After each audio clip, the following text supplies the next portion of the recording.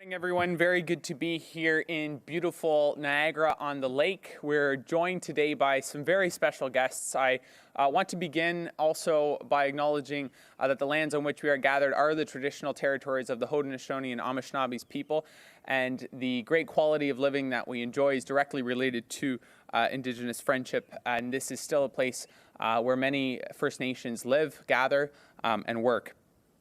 I want to also acknowledge the amazing work that's gone on by the Shaw Festival, especially over the past couple of years. We've seen substantial challenges in the hospitality and tourism sector, but we're here in Niagara-on-the-Lake at the Festival Theatre, hosted by the Shaw Festival, a fantastic organization that has driven a lot of economic growth here in the Niagara region. But they're just one small yet important part of an ecosystem of hospitality and tourism that drives economic growth, jobs, and helps people to put food on the table, as well as provides an amazing contribution to Ontario's cultural and heritage bottom line. And as we've seen over the past year and a half, Ontario has been hit extremely hard, as have many other places across the globe, by COVID-19. But here in the Niagara region, we've seen unique challenges as a result of a disproportionate portion of our GDP and workforce being employed in hospitality, and the hospitality and tourism sector. So today, to be able to welcome a friend of Niagara's and a friend of mine, the Minister for Heritage, Tourism, Culture and Sport Industries, Lisa MacLeod, someone who's come down multiple times to speak and contribute and invest in Niagara, is an important day. And I know as we look forward beyond COVID-19, as we move into the recovery portion past this pandemic, it's incredibly important that the voices of stakeholders, the voices of those who work in these sectors, are being reflected in the policy that's brought forward. And I know that's why the Minister struck a very important working group, one that today I'm very pleased to introduce the chair of, to speak a few words. I'm going to be welcoming to the podium someone who is also a Minister of Tourism, Heritage, Culture and Sport for a former government, someone who understands the importance of tourism and hospitality in Niagara as a whole, who worked as a strong advocate for Niagara for many years, someone who was the former MPP for Niagara West Glanbrook, a riding that I'm proud to have also represented, and is currently the CEO of the Ontario Real Estate Association, someone who has done a great deal for the sectors that matter here in this region and across Ontario to provide an important economic driver here in the province. But of course, someone whose title that he is most proud of is father to Miller and Mayton. I welcome now to the podium Tim Hudak, the CEO of the Ontario Real Estate Association.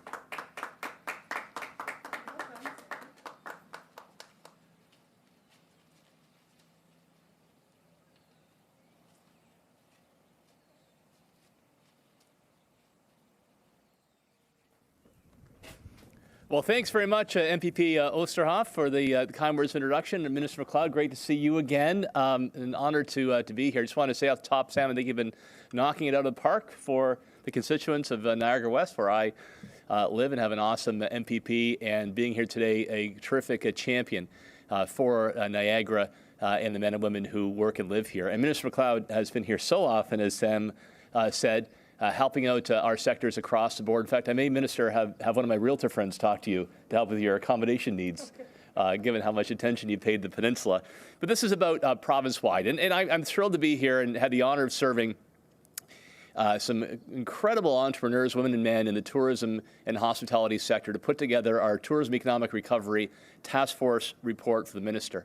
I've been there in a different time, serving as the previous Minister of Tourism, Culture and Recreation. I saw firsthand how tourism operators aren't really in competition. Well, they work together in competition across the world. And as Minister MacLeod likes to say, it is amazing how Ontario is truly the world in one province. We've dealt with our difficulties post 9/11 back in my time there, which was challenging enough, but nowhere near the order of magnitude in dealing with the incredible social, health, and economic crisis through COVID. And I want to thank Minister MacLeod on behalf of the task force and all those they represented for her incredible dedication, her leadership, how she delivers for the women and men in that sector, and her infectious love for the province of Ontario and all that it has to offer.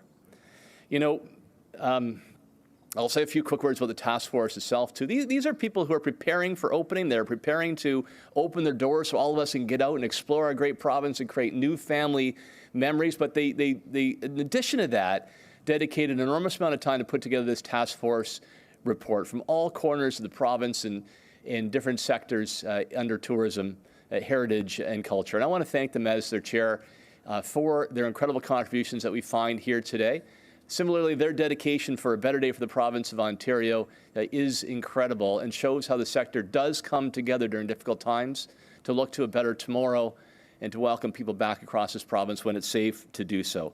Their faith and commitment has been absolutely unwavering during the bleakest time for our province in generations. So if it's okay, Minister, a few folks want to recognize Beth Potter, who you appointed as our vice chair of the committee. Thanks to Beth.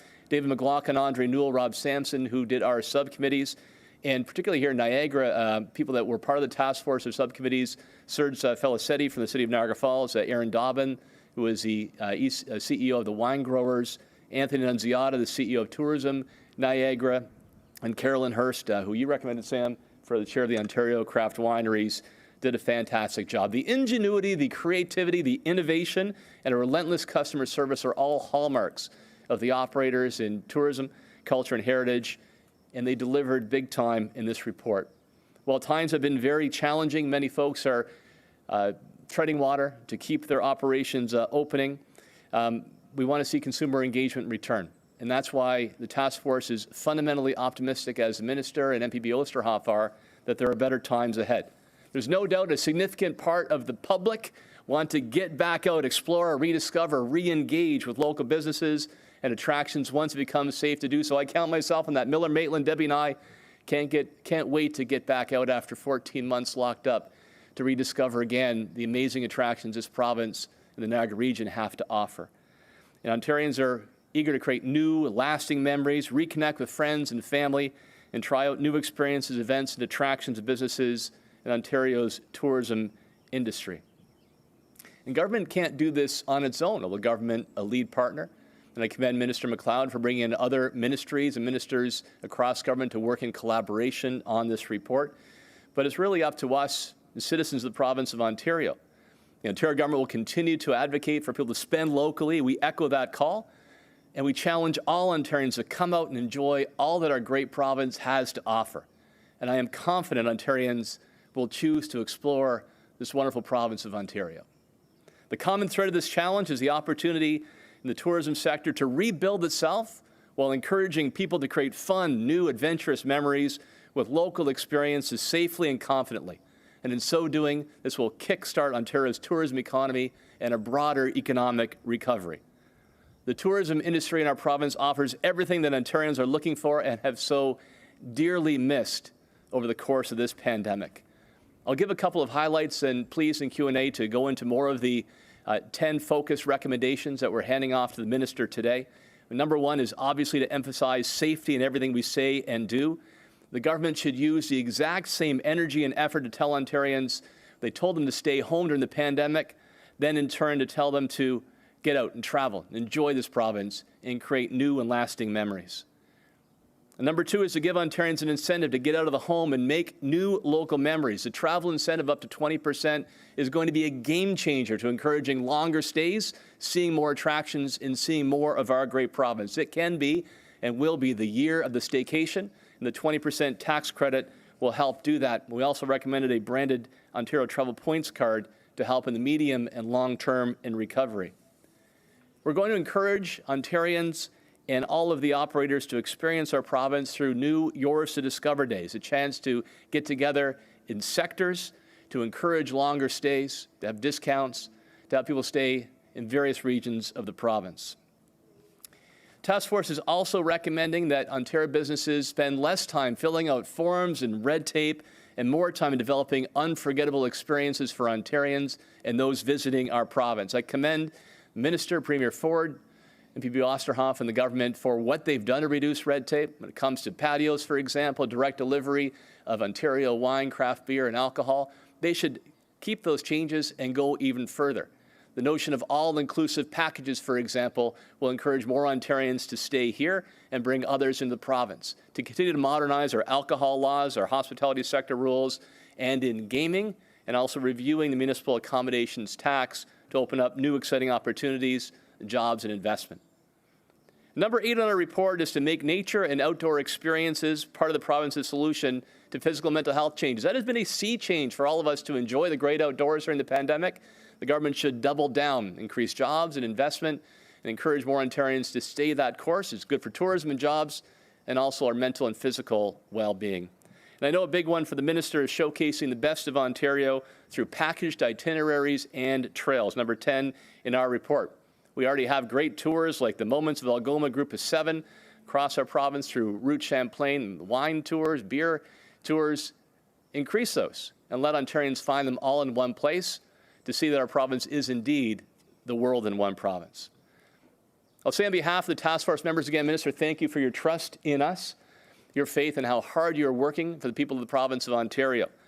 The report may not contain all of the answers, but I am confident that it does contain real solutions. They'll provide real help to workers and businesses who need it the most. And we do believe that it contains ideas that will get more of us out of our homes and into communities the moment it is safe to do so. And until that day comes, I hope that you share in our confidence that as much as we've been forced to stay apart over the past 14 months, there is no place that I would rather be than right here, than the province of Ontario. With that, I'd like to introduce our Minister of Heritage, Sport, Tourism and Culture Industries, somebody who has had the back of the sector, who I've seen firsthand, who listens, who acts, and who delivers, and whose enthusiasm has led the sector to brighter days ahead. Minister Lisa MacLeod.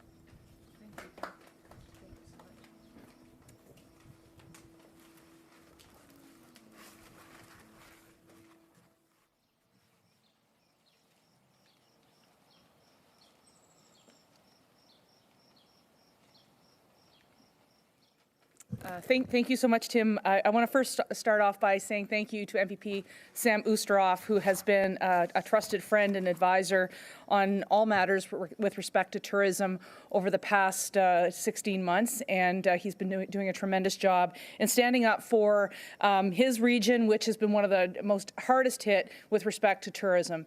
So thank you very much, and also for that beautiful land acknowledgement. I thought that was incredibly special. Thank you.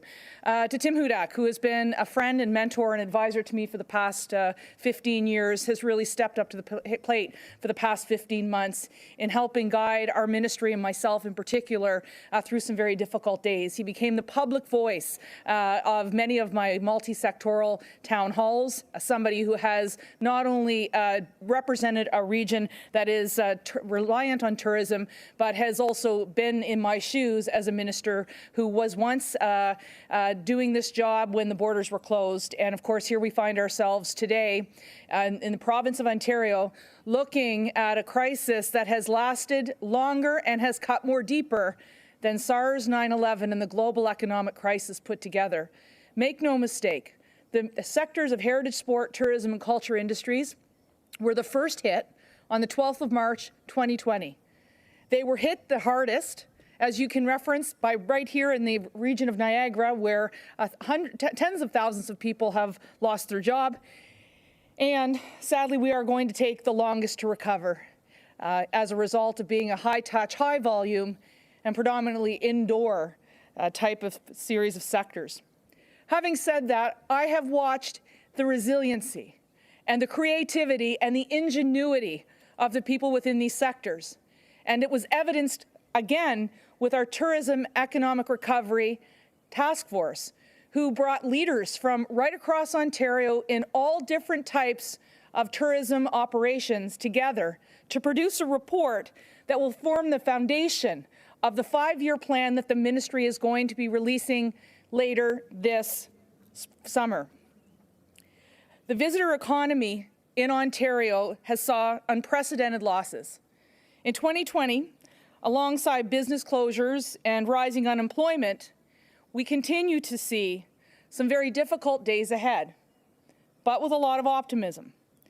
The Ontario government is very pleased to release this final report prepared by the Tourism Economic Recovery Ministerial Task Force, making 10 solid recommendations on how to support Ontario's $36 billion tourism industry recover from the COVID-19 pandemic. You know, I often say that we have a spectacular double bottom line within this ministry.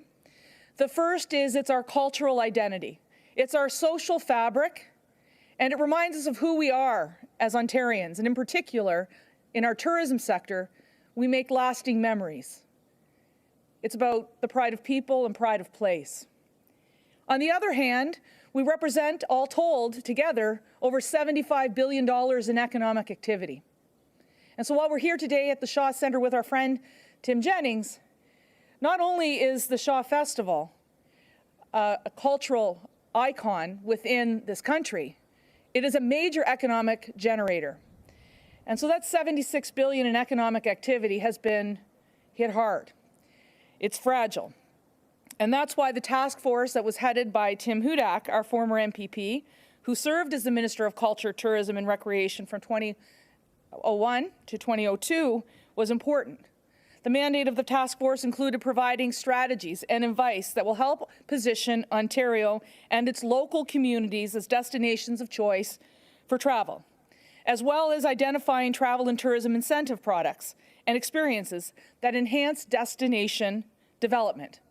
And I'm personally very excited that we looked across Ontario and in my city, in the city of Toronto, Ottawa and Toronto, as our gateway cities that are home to most of our cultural institutions, as well as our major international airports and our world-class convention centers to get them back up and running.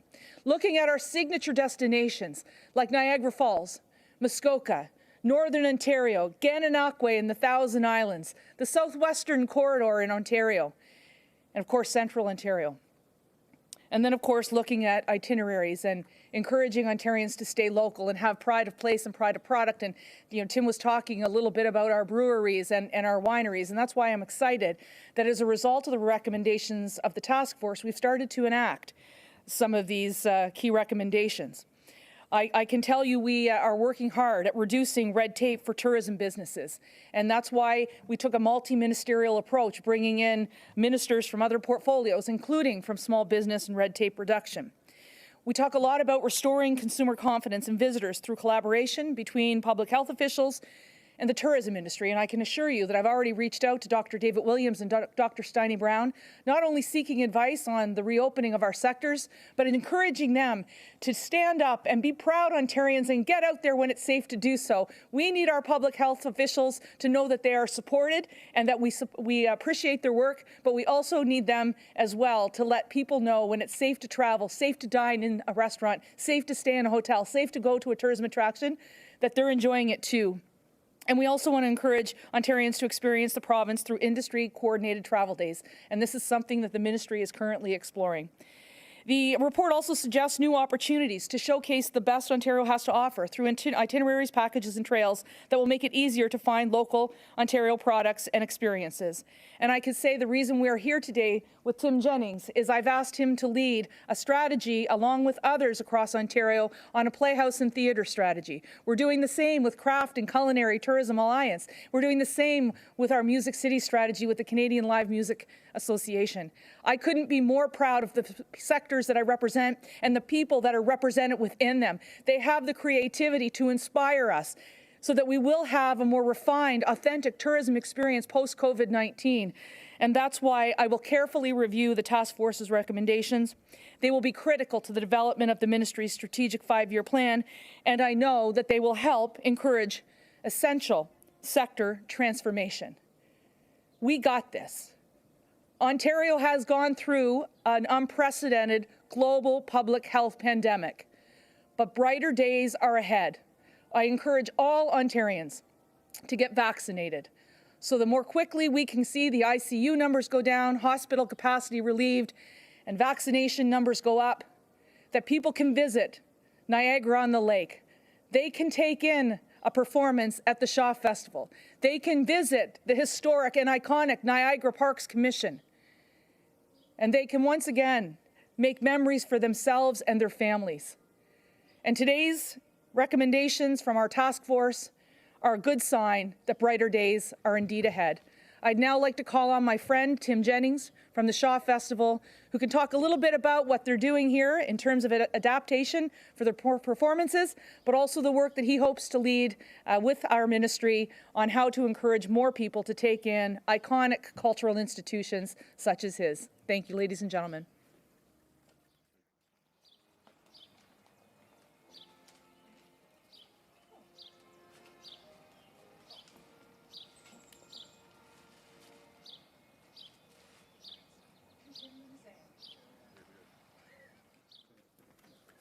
Thank you, Minister MacLeod, and thank you, Tim and Minister Oosterhoff, for being here today and for allowing us to be the centre where you're making this announcement. We're very excited. Right now, the Shaw is rehearsing outdoors in groups of 10 performers all over this town, trying to get ready to be open again to welcome visitors. Just as soon as we're allowed to do so, as soon as we can get into step 2 and start doing outdoor performances. As one of the 2 leaders of Niagara's largest cultural charity, one of its 20 largest employers, and a cornerstone of the $2.5 billion tour industry that is here in Niagara, I'm thrilled that the government has commissioned this report.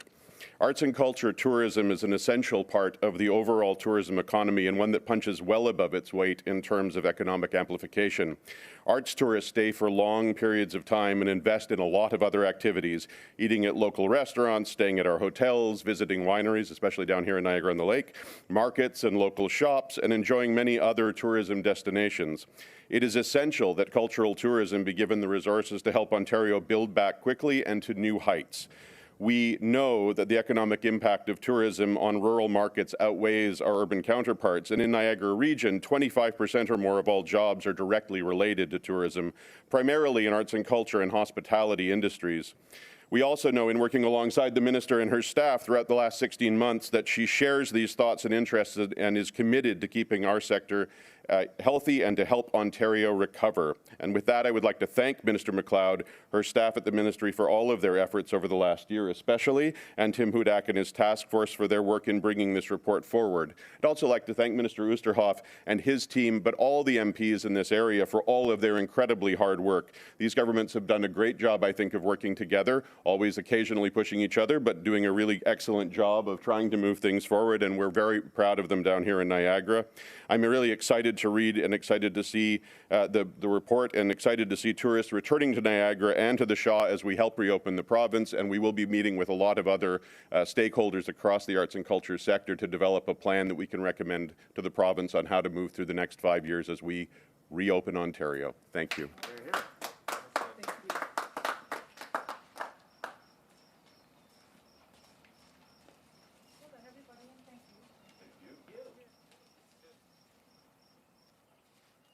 And we'll go to the telephone line for questions. First question, please. First question from Richard Southern at 680 News. Please go ahead. Hi, Richard. Hi, Lisa. Good morning, Minister. I'm wondering, we saw over the weekend in New York City a big rock show go ahead at Madison Square Garden with no restrictions. To get in, though, you had to be fully vaccinated. I'm wondering, Minister, once big concerts start up here in Ontario, will we have to be fully vaccinated to attend? Thanks, Richard. Incredible question, because it's one I'm getting a lot of. Let me answer it this way. We continue to work with all of our major sport organizations, as well as our major entertainment organizations, including here at the Shaw, to find out what their reopening plans would look like with spectators. We obviously hope to be in a position later this summer where there will be ticketed spectators at events. That said, how that lands is still under discussion with the Chief Medical Officer of Health and our ministry. We continue to work back and forth with them. We do have proposals in place. We're just waiting for CMOH advice and then a cabinet approval on what that will look like. It is still too early to say. I often, and I said this yesterday when I was announcing the Ontario Games, that it's very hard to compare ourselves with other jurisdictions. Simply in the United States, they had access to vaccines much more quickly than we did. We're starting to get there, and my big advice to everybody, if you want to go see, the next, the next Shania Twain, or you want to come to one of our wonderful festivals, or you want to see a baseball game live, get yourself vaccinated. And the quicker we turn the tide on COVID-19, the more quickly we'll be able to start seeing fans in stands, whether that's at a sporting event or at a performance arts event or at a Canadian live music event, or all of the above. Follow up. Thanks, Minister. Just 2 parts here on my follow-up, if you don't mind. I'm wondering, are you personally in favor of having to be vaccinated to attend ticketed events? And secondly, you mentioned the Blue Jays. Are you going to allow the team to return to Rogers Centre at any point this season?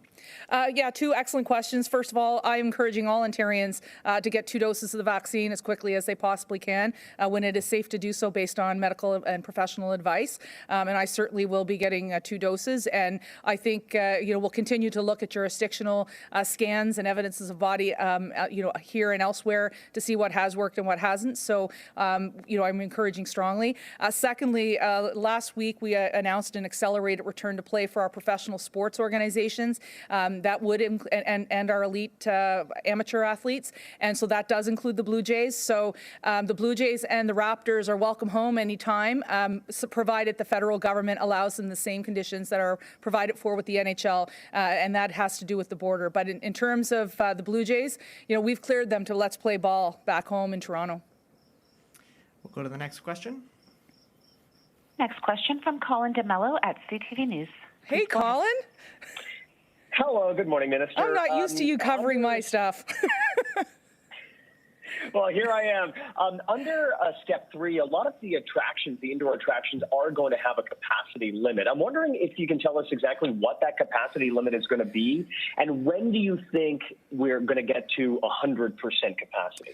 Yeah, good question. I represent a number of sectors that I always, when we had the previous framework, are sometimes beyond the framework, and in some cases are right now beyond the steps. So what does a step 4 look like, sort of thing? And it really will require us to be focused on the vaccinations and making sure we keep the case counts low and the ICU numbers low.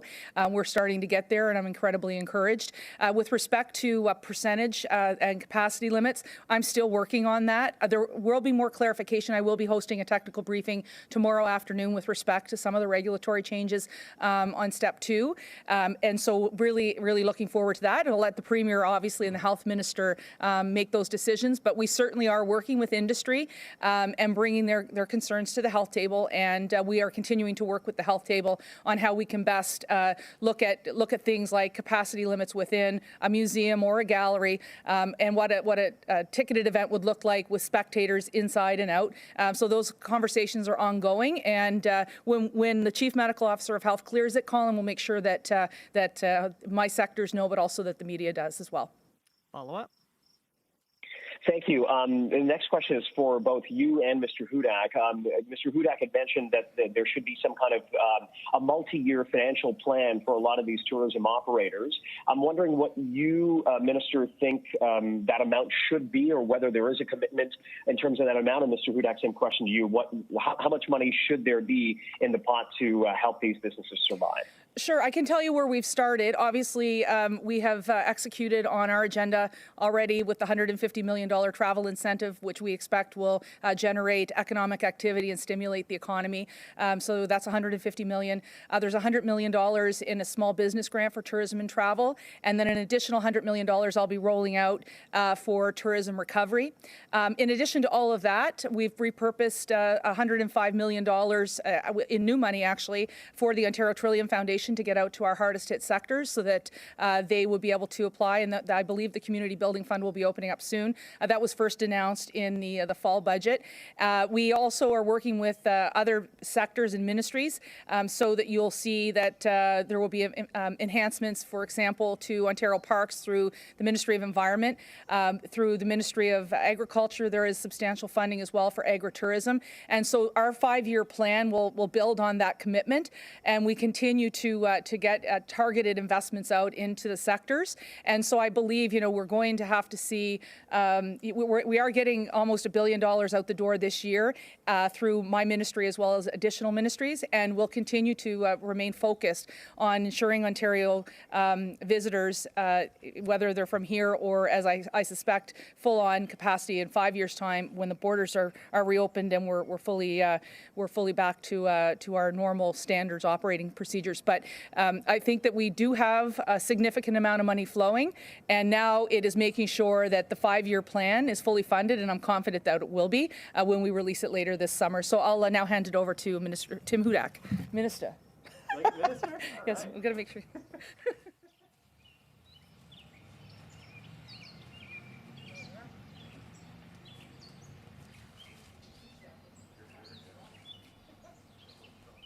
Thanks, Mr. MacLeod. And Colin, thanks so much for the question. The minister gave a long list there. So the task force did commend the ministry, and I'll say this personally about Lisa MacLeod too.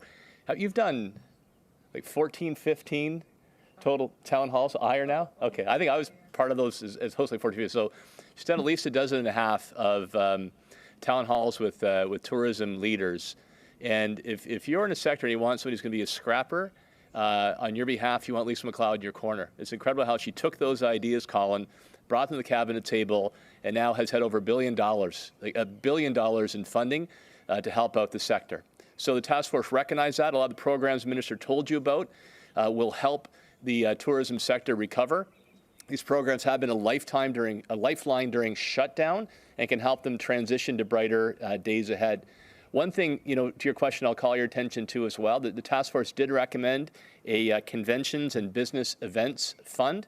This is going to come back in a big way, both within Canada and internationally.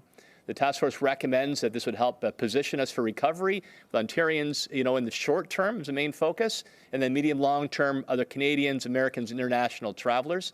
That's certainly be good news for Toronto, for the city of Ottawa, and for other regions when it comes to conventions as well. So that's something that I wanted to highlight in addition to what Minister MacLeod laid on the table for funds to help businesses on the path ahead. Thank you.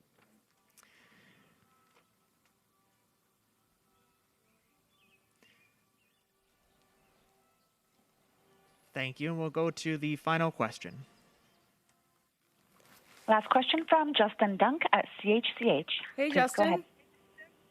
Hey, Lisa, you know what I'm going to ask you about the CFL. I was thinking CFL. You're good. You got never it. miss a beat. No, I'm trying to keep up with you. Okay. So does the league and their teams in Ontario actually now have sign-off to start operating and return to play because training camps are scheduled to start July 10th? Yeah, we released the framework a couple of weeks ago, and some of the regulations will be coming out in short order, hopefully in the next day or two.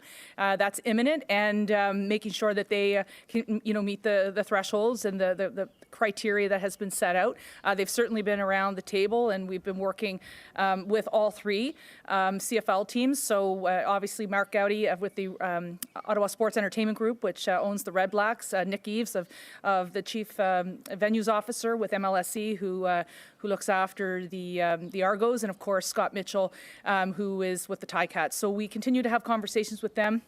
They all have my cell phone number, and so always happy to take their call and make sure that we can provide guidance where needed. But look, we want to make sure that the Ticats are in a position to host that Grey Cup. It's going to be good for this region that we're in right now, and hopefully we'll be in a place with the accelerated return to play where they're at their training camps very shortly. Follow up? In terms of fans in the stands for them, the Argos have a home game on August 21st. Do you see them being able to have fans in the stands for that game? And for all three teams overall, is there a number in your mind that you feel could be safe by that point or in September? Well, I think the issue for football is a bit different than hockey, simply because it's outdoors, and the Chief Medical Officer of Health has said if there is a return to activity, it is outdoors, as we've seen evidenced here with the Shaw Festival, participating and practicing outside at the moment. My hope is we get to a point where I will be able to announce what those capacity limits would look like for fans and stands at the appropriate time. So there'll be more guidance, I think, coming out imminently on what that looks like with respect to step two. And in terms of what the number will be, we're still working with the Chief Medical Officer of Health on what that looks like and what the exact timing is. I want to caution everyone, though, we were in a great position I was ready to announce the return of the OHL season, and within days the health conditions shifted so dramatically that we were into another lockdown. So again, it's really important that folks get vaccinated when and if they can, and we start to continue to maintain social distancing when required and masking when it's essential. And then when we get to that point, that's when we start to move those indicators into a broader reopening. And so it's really important for me to communicate that, because these sectors are really itching to open, and we all want to go see our favorite soccer team or hockey team. We all want to go see our favorite performance or our favorite singer or musician. So it's really important. A lot of good people are relying on us to follow public health advice.